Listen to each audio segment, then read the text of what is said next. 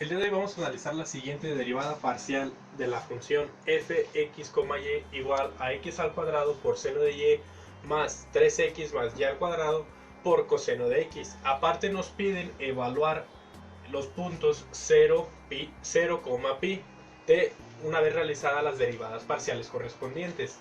Para ello vamos a realizar la derivada parcial respecto a x, como nos indica la función, en términos de x y después en términos de y. Para ello debemos analizar que lo que tenemos aquí en la función es una suma. Tenemos x al cuadrado por seno de y más 3x más y al cuadrado por coseno de x. Hay una regla de derivación en la que nos indican que si yo tengo f más menos g y lo voy a derivar, esto es igual a la derivada de f más menos la derivada de g. Nosotros podemos derivar por partes, pero siempre y cuando respetando el signo que nos está marcando. En este caso, como es más, ponemos signo positivo. Entonces vamos a realizar la derivada de cada una de las funciones. Primero realizamos la derivada que tenemos del lado izquierdo. Como vamos a derivar en términos de x, todo lo que no sea x, en este caso seno de y, se comporta como una constante. El resultado entonces sería esta constante que tengo aquí, la puedo sacar de la derivación, sería seno de y que multiplica la derivada parcial de término de x al cuadrado. El resultado de toda esta expresión sería 2x por seno de y. ¿Cómo llegamos a este resultado? Primero realizamos la derivada que tenemos aquí, y como vemos que es una potencia, aplicamos la regla de la potencia, en la que si yo tengo la derivada de x a la respecto a x, sería bajar a la potencia, multiplicarla por x y a la potencia restarle 1. Nosotros lo que hicimos fue exactamente lo mismo. Bajar la potencia, es decir, el número 2, multiplicarlo por x y al número 2 restarle 1. Se entiende que es el resultado 1 positivo, pero como sabemos que es potencia 1, no es necesario ponerlo arriba de la variable x. Ahora, ¿por qué se expresa de esta forma? Es conveniente poner siempre términos algebraicos y después términos trigonométricos. 2x por seno de y. Entonces, una vez que nosotros ya realizamos esta expresión, es decir, ya realizamos la derivada de esta función, vamos a realizar la derivada que tenemos del lado derecho. Debemos entender que del lado izquierdo tenemos 3x y del lado derecho coseno de x, es decir, hay una multiplicación. Nosotros debemos analizar que hay una fórmula del producto para realizar derivadas en la que me indica que si yo tengo f por g y lo voy a derivar, sería la derivada de f por g sin derivar más f sin derivar por la derivada de g. Primero vamos a realizar la derivada de f, que viene siendo este término que tenemos aquí. Este viene siendo f y esto viene siendo g. Para realizar la derivada de f vemos que tenemos una suma. Entonces volvemos a aplicar la regla de la suma y la diferencia y lo separamos de esta forma. La derivada de la función en términos de x sería 3x más la derivada parcial de la función en términos de x de y al cuadrado. Vamos a realizar la derivada que tenemos del lado izquierdo. Como tengo aquí un número 3, una constante, este 3 yo lo puedo sacar de la derivada. De esta forma la derivada sería 3 multiplicar por la derivada de la función respecto a x de lo que sigue siendo la variable x. Y la derivada de x se entiende que es 1.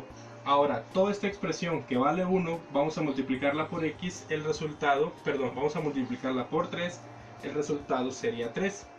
Y en este caso, como vamos a derivar la función en términos de x, pero aquí es una variable y esta variable se está comportando como una constante, este resultado es 0.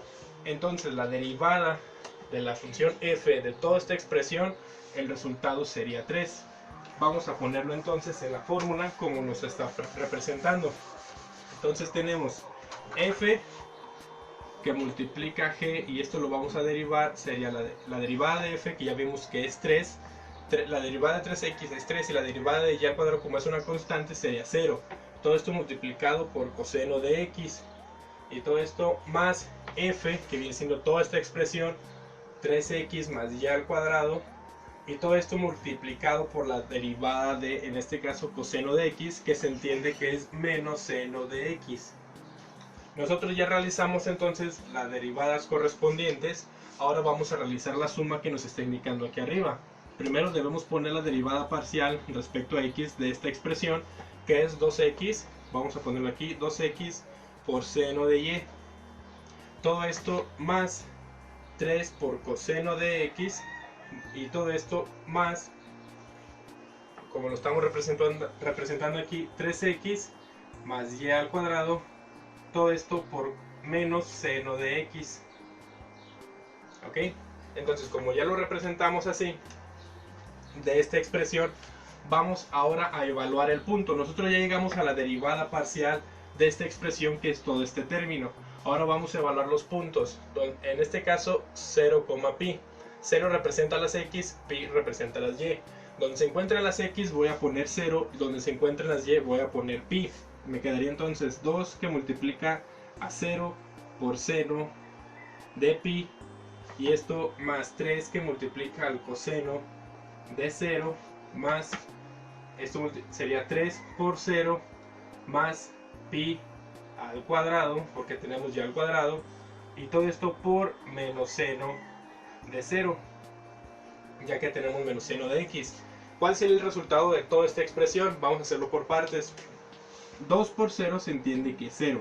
0 por el seno de pi, todo número multiplicado por 0, el resultado es 0. Ahora tenemos 3 que multiplica coseno de 0. Coseno de 0 es 1. 3 por 1, el resultado sería 3. Ahora tenemos del lado derecho 3 por 0, 0. Más pi al cuadrado sería pi al cuadrado. Y todo esto multiplicado por seno de 0. Seno de 0 es 0. Entonces 0 por pi al cuadrado sería 0.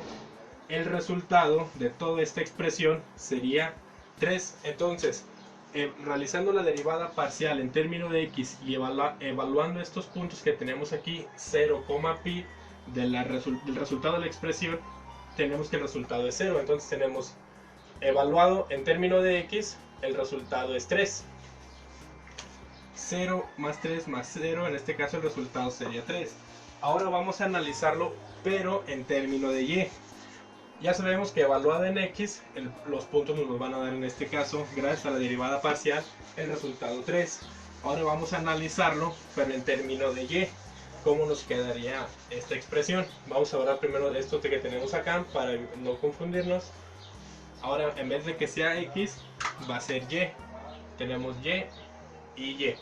Ahora, todo lo que no sea y, para derivar, en este caso va a ser una constante. Este x al cuadrado lo voy a sacar de la derivación, x al cuadrado por la derivada parcial de la función en términos de y, de seno de y. La derivada de seno de y se entiende que es coseno. Entonces el resultado sería x al cuadrado que multiplica al coseno de y. Ahora ya llegamos nosotros a la derivada de esta expresión. Vamos a realizar la derivada que tenemos del lado derecho. Si nosotros analizamos, únicamente tenemos una y del lado izquierdo siendo multiplicado por un coseno, pero en términos de x, o sea, su ángulo está en términos de x. Nosotros lo que podemos hacer, este coseno, sacarlo de la derivación, coseno de x, por la derivada de la función en términos de y. Como está siendo multiplicado por un constante, lo puedo sacar, lo mismo que hicimos aquí. Como este seno de y está siendo multiplicado por un constante, lo sacamos. Y aquí se está siendo multiplicado por una constante, sacamos la constante. Realizamos la derivada que tenemos aquí adentro.